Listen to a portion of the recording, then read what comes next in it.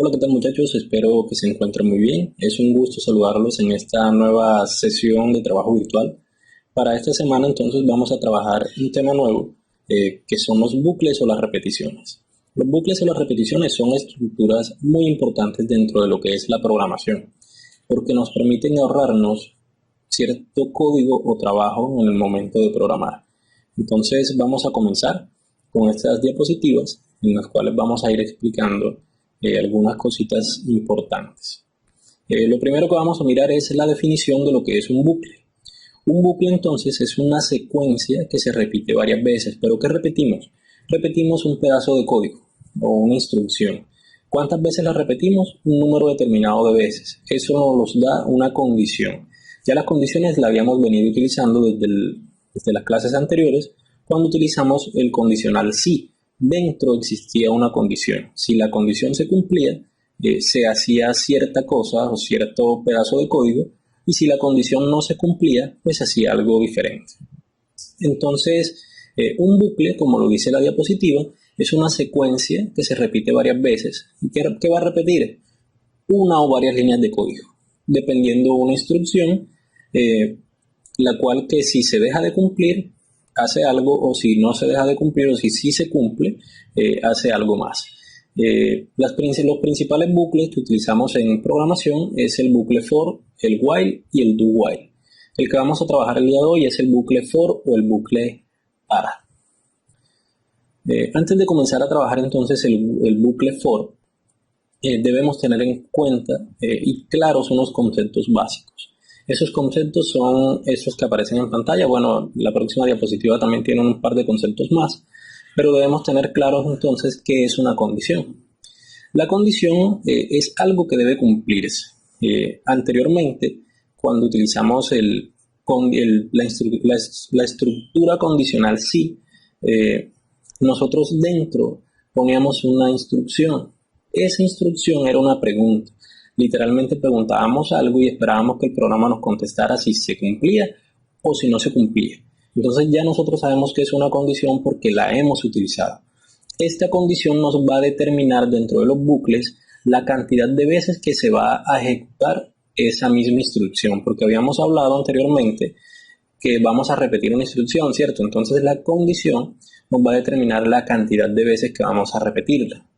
Luego tenemos la palabra iteración. La palabra iteración no es más nada que repetir algo, simplemente que en programación llamamos a iteración cada vez que se repite la secuencia de instrucciones que está dentro de un bucle, sea el bucle for, el bucle while o el bucle do while. Tenemos algo que se llama contador, y el contador es una variable, la cual, como su nombre lo indica, va contando la cantidad de veces que se está ejecutando algo. Si yo te digo que me cuentes del número 1 hasta el 10, tú me dices 1, 2, 3, 4, y eso que tú vas haciendo es contar, ¿cierto? Entonces nosotros necesitamos una variable que nos vaya contando la cantidad de veces que hemos repetido o no una instrucción. El contador es muy importante porque si no tenemos en claro el contador, se nos puede presentar lo que se llaman los bucles infinitos. ¿Qué es un bucle infinito? Un bucle que jamás termina, que es la última definición que tenemos ahí. Si un bucle no termina, en cierto momento nos va a terminar colapsando el computador, porque la memoria del computador se va a llenar de muchas instrucciones y en cierto momento esas instrucciones terminan colapsando el equipo. ¿Cuánto tiempo demora el equipo en colapsar? Depende de la cantidad de memoria instalada y depende de las instrucciones que tú le estés dando en cada iteración o cada repetición que va a hacer.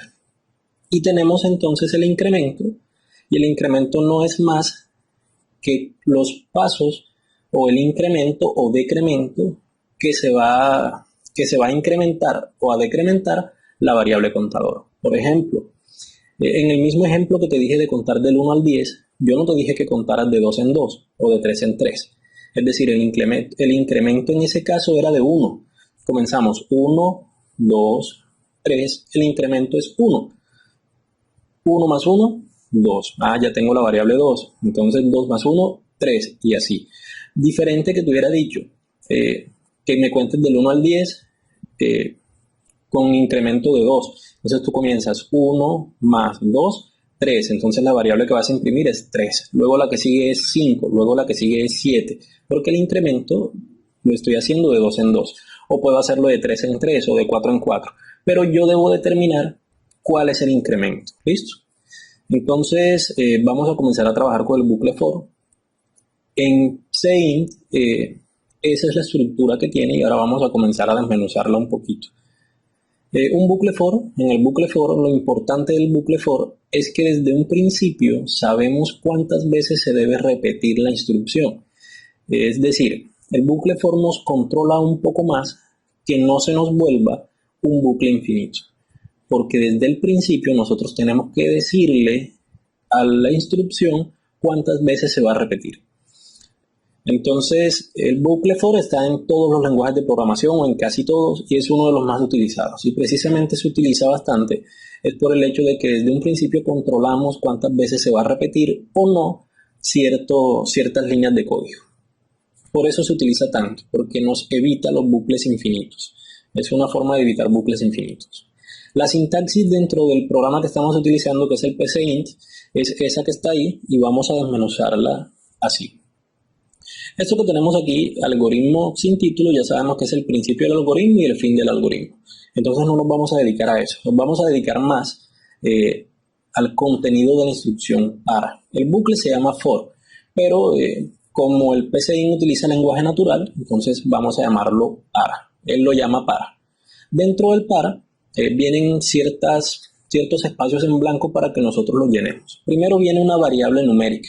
Y a esa variable numérica se le hace una asignación de un valor. Es decir, nosotros estamos diciendo dónde comienza, por dónde vamos a comenzar. Luego viene la palabra reservada hasta y viene un espacio para que nosotros agreguemos un valor. Este hasta es hasta dónde vamos a llegar. Pero ¿quién va a llegar hasta ahí? La variable contador. La variable contador la podemos inicializar en 1 y vamos a llegarla hasta que llegue a 10, por ejemplo. Es decir, desde un principio le estamos diciendo cuántas veces se va a repetir el bloque de códigos que se encuentren aquí donde están la secuencia de acciones. Y luego viene el incremento, donde dice con paso, fíjense que está en azul, significa que es una palabra reservada del sistema, y el compaso es el incremento o el decremento. Ahorita hacemos un ejemplo, porque yo sé que teóricamente todas estas cosas de programación tienden a confundir. Entonces, si se cumple todo esto, él va a hacer una serie de instrucciones que están aquí adentro. Cuando se cumplan las instrucciones y se cumplió todo, él vuelve a comenzar el ciclo y vuelve a comprobar que la variable numérica no haya llegado hasta donde yo le dije que llegara y vuelve a hacer todo desde un principio. Entonces vamos a hacer un primer ejemplo y el primer ejemplo es ese que se encuentra en pantalla. Ya se los había mencionado al principio.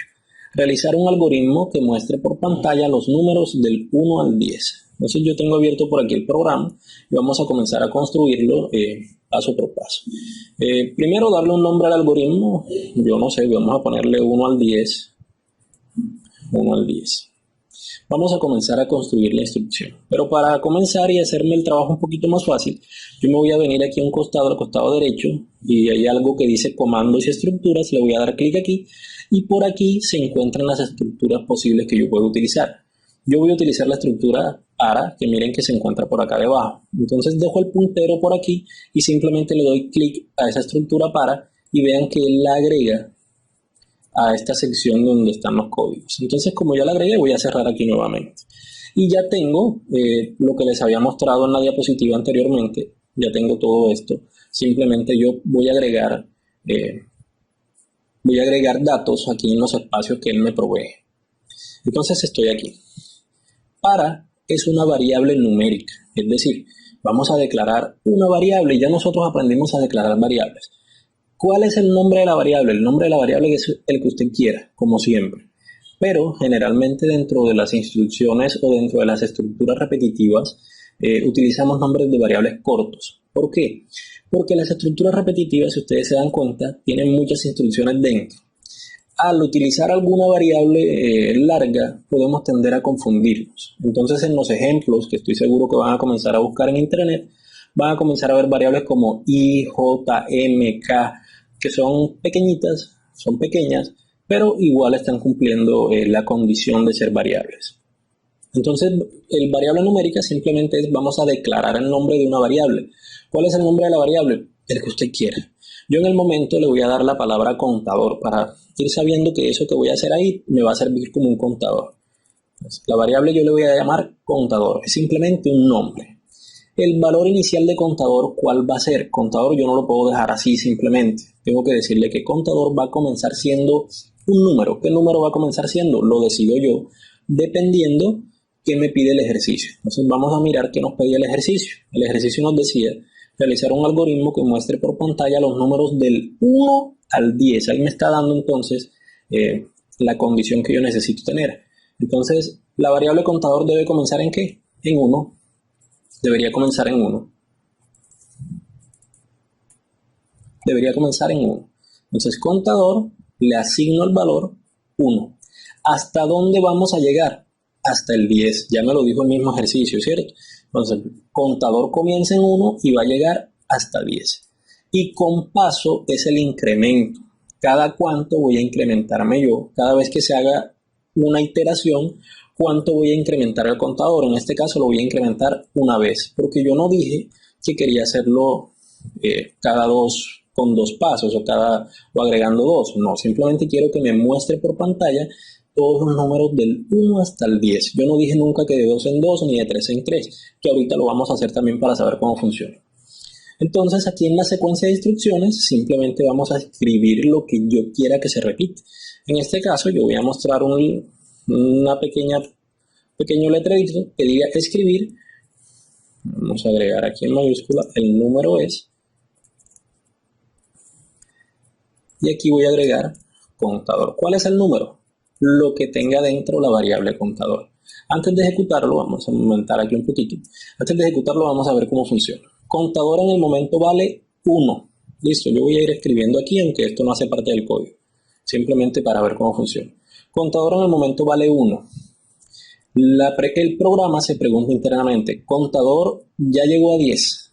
El programa dice no. Como no ha llegado a 10, entonces él va a hacer lo que esté aquí adentro. ¿Qué es lo que está aquí adentro?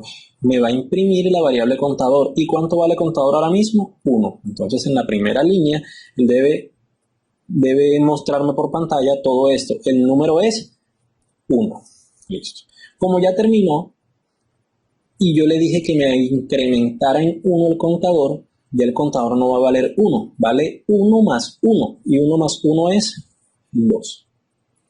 Entonces pregunta el programa nuevamente, 2 ya llegó hasta 10. El programa dice no. Como no ha llegado hasta 10, entonces muéstrame lo que tiene la variable contador. Pero la variable contador ya no tiene 1, tiene 2. Y como ya lo hizo, entonces necesito agregar el contador. Sumar 1 a la variable contador. Entonces, 2 más el 1 es igual a 3. El programa se pregunta nuevamente, ya la variable contador llegó hasta 10. El programa dice no. Como no lo ha hecho, entonces haga esto que está aquí y es mostrarme la variable contador. Entonces él imprime lo que vale contador hasta el momento. Como no ha terminado, entonces vuelve a sumarle 1 al contador. Entonces 3 más 1, 4. Y el programa se vuelve a preguntar, ¿ya llegó hasta 10? No. Entonces esto va a seguir ejecutándose. 4, 5, 6, 7, 8, 9. Cuando estemos en 9, vamos a hacer qué pasa aquí en 9. Vamos a estar aquí en 9. Listo, entonces. ¿Cuánto vale la variable contador? 9. El programa pregunta, ¿ya contador llegó hasta 10? No. Como no ha llegado, va a hacer esto. Me va a mostrar lo que tenga la variable contador, que ya lo tengo aquí. Ya yo lo había escrito. Vamos a borrar las anteriores para que se vea. Ya yo lo había escrito. Como ya yo lo había escrito, entonces voy a incrementar la variable contador en 1. Entonces contador ya no vale 9, sino que vale 10. ¿10 ya llegó hasta 10? Sí. Como ya llegó hasta 10, me vas a imprimir lo que esté aquí adentro. Y él lo imprime. 10. La siguiente iteración, él va a intentar hacer la suma y me dice 10 más la suma de 1 es 11. 11 ya llegó hasta 10, se pasó, ¿cierto? Y como ya se pasó, el programa dejaría de ejecutarse ahí porque ya no se está cumpliendo la condición. ¿Listo? Entonces vamos a ver cómo funciona. Esto debería estar funcionando. Eso fue como mirar internamente qué hacía cada iteración. Pero aquí esto debe estar funcionando. Entonces si yo le doy clic, el número es contador. Ok. Lo dejé aquí y aquí comenzábamos en 1. Ahora sí. Listo, vean aquí está mostrando, el número es 1, 2, 3, 4, 5, 6, 7, 8, 9. Cuando llegó a 10, ya él no hace más, sino que se sale. Pero, profe, me lo está mostrando de una vez así, yo lo quiero ver un poquito más lento. Vamos a hacer algo. Yo voy a agregar aquí debajo, aquí, voy a agregar algo que se llama esperar. Y voy a agregar esto que es una tecla. Es decir, el programa, cuando termine, cuando me escriba en la pantalla esto, él va a esperar a que el usuario presione una tecla para hacer la siguiente iteración, para verla un poquito más lento. Vamos a comenzar. Primero nos muestra de una, el número 1, porque ya yo lo tengo guardado en la palabra. El contador ya comenzó costando 1. Presiono la tecla Enter y ¿qué va a hacer? Va a sumar 1 porque es el paso a la variable 1, al contador que vale 1. Entonces, 2, 3, 4, 5, 6, 7, 8, 9, 10. Entonces, en cada iteración lo que hizo fue sumarle 1 a esa variable que se llamaba contador, hasta que contador fue igual a 10 intentó pasarse y como ya se pasó, entonces él finaliza la ejecución. Esto es en el caso de que yo te haya pedido que lo hagas de 1 en 1. Si yo te pido que hagas lo mismo, pero de 2 en 2, vamos a ver qué pasa. ¿Qué hago? El contador voy a dejarlo en 1. ¿Hasta dónde voy a llegar? Hasta 10. Y con paso, es decir, ¿cuánto voy a incrementar? Yo voy a decir esta vez que lo voy a hacer de 2 en 2. ¿Cómo va a funcionar? Entonces el primer paso que me va a mostrar es 1. El siguiente paso, ¿cuál es? 1 más 2. ¿Cuánto da? 3. Entonces el siguiente que me va a mostrar es 3. Luego el siguiente paso es 3 más 2. ¿Cuánto es? 5. Entonces vamos a mirar que debería funcionar así. El primer número ya sabemos que es 1, luego le agrega 2, 3, luego 5, 7, 9. ¿Y qué pasaría? El siguiente número es 11, pero entonces ya no me cumple la condición, entonces el programa se sale de ahí. Ahora, ¿qué tal que yo te diga? Muéstrame los números pares entre los números pares hasta llegar al 20.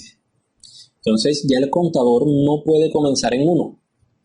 No puede comenzar en 1, porque 1 más 2 es igual a 3, me estarías mostrando un impar. Entonces, ¿qué haría yo? Yo comienzo con contador en 2. ¿Hasta dónde voy a llegar? Hasta el 20. Y de 2 en 2, comenzando con un número par, me va a hacer que se muestren todos los pares. Entonces comienza. El primer número es 2, el segundo entonces sería 4, 6, 8, 10. Y eso se va a cumplir hasta que llegue a 20. Y en 20 simplemente termina la ejecución. Es decir, tenemos que aprender a interpretar qué nos está pidiendo el algoritmo para nosotros poder comenzar a programar. Me parece que la estructura es sencilla, simplemente es que hay que entender cómo funciona. Tenemos una variable que la inicializamos dependiendo de lo que nos diga el programa. Tenemos un fin de la variable, es decir, hasta dónde va a llegar esa variable y cuánto lo vamos a aumentar. Ahora vamos a hacerlo al revés. ¿Qué tal que yo te pida que me muestres todos los números desde el 20 hasta el 0? Primero lo hicimos desde el 0 desde el 1 hasta el 10. Ahora yo te pido que me lo hagas desde el 20 hasta el 0, es decir, no vamos a tener un incremento, vamos a tener un decremento. Vamos a hacerlo así. El contador entonces, ¿en dónde comienza? El contador debe comenzar en 20, que es el número superior. ¿Y hasta dónde voy a llegar? Hasta el 0. ¿Te pedí que lo hicieras de 2 en 2? No, de 1 en 1. Pero si yo pongo 1, él va es como a sumar. Y yo no necesito que sume, yo necesito que reste. Es decir, voy a poner menos 1. Y vamos a ver qué va a pasar. Comenzamos con el número 20. El siguiente entonces es 19, 18, 17. Y me lo está haciendo al revés. Listo, no está teniendo un incremento, sino un decremento. Cuando hago el decremento, entonces, yo debo tener en cuenta que la variable contador es la más alta. Es la más alta y voy a llegar hasta cierto número que debe ser más pequeño y voy disminuyendo en la cantidad que yo quiera. También puedo hacerlo de 2 en 2, puedo hacerlo de 2 en 2 aquí, entonces él va a comenzar con 20, 18, 16 hasta que llegue a 0, que sí me lo está mostrando. Listo. Entonces, me parece que funciona muy sencillo. Simplemente tenemos que prestar atención a qué nos está diciendo el algoritmo para nosotros poder comenzar a programar. ¿Qué más nos hace falta hacer aquí? Ya lo hicimos en incremento, lo hicimos en decremento. Sabemos que el contador es la condición inicial que tiene la variable y el hasta es la condición final que va a llegar a esa variable. Y eso me determina cuántas veces se va a ejecutar el código que se encuentra dentro de la instrucción para de ese código que se llama para. ¿Listo?